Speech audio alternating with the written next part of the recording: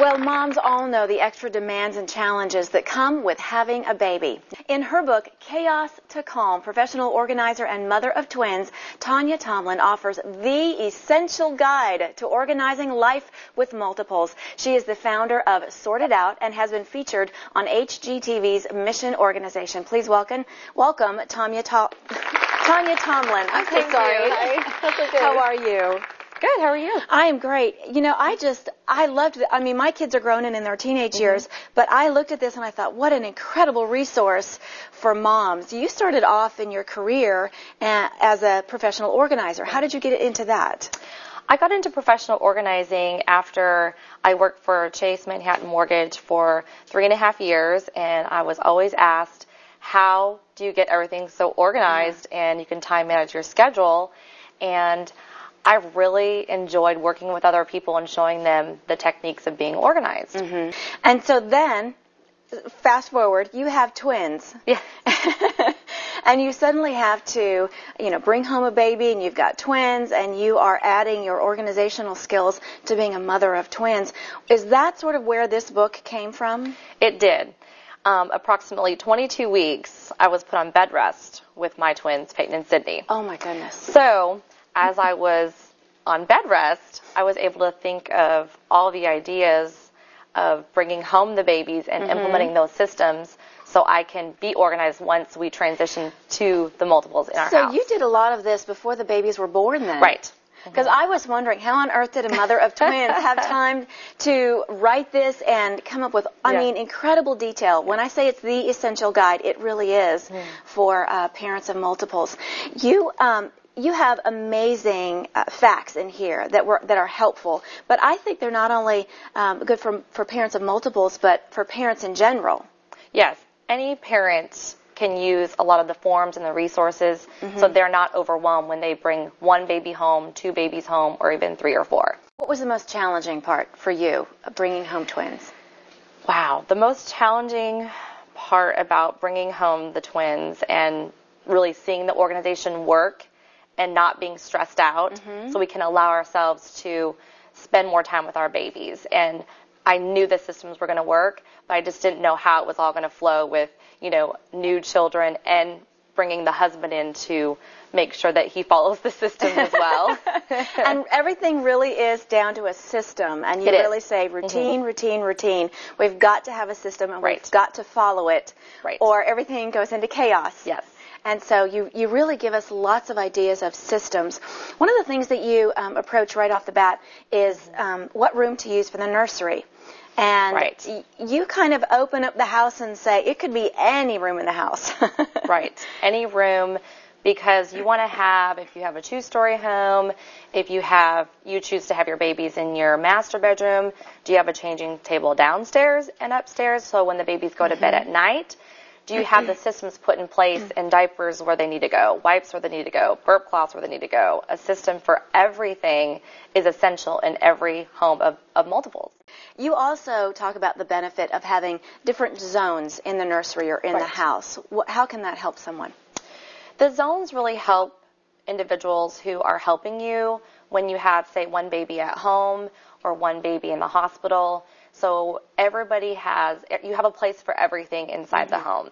And the zones are changing zone, a feeding zone, a quiet zone for your baby or your babies. So you have a unique place for each individual mommy and me time. One of the other things you referenced very quickly, the forms that are in here. And I just want to say, I was so impressed. You really go into great detail to help people with different forms, different systems, daily schedules, forms for daycare, for medical, and all of it is here in the book. But one of the things that I think is so great is that you put it all on a CD in the back of the books that you can download off your computer and then fill in all the information that are in these forms that are inside the book. Yes. And that is, I feel like that's worth the price of the book right there. Absolutely. And just recently I was in a situation where we needed to hire a new nanny, and I said, let me go ahead and pull the forms up in the book, and I use that as an application for our family to be able to do the background checks, do the reference checks. Yes. So it was all there for me, so I didn't have to worry about, okay, where am I going to find this information? Starting from scratch. And and as mother of multiples, especially now, they're 2.5. You know, one kid's running around here, one's over here. You're trying to coordinate, and it really did help me from having that overwhelming feeling of being chaotic and how am I going to get all this done in one day. So you tested this at home and applied all your information to make sure that it really works before you put it out there. Were there any things that you tweaked or that you changed along the way? I would say things that I changed along the way were just their daily schedules and, you know, really focusing on what it was that they were needing at that particular time and also changing with the needs of their clothing, you know, the diapers and, you know, filling up things that needed to be used on a daily basis.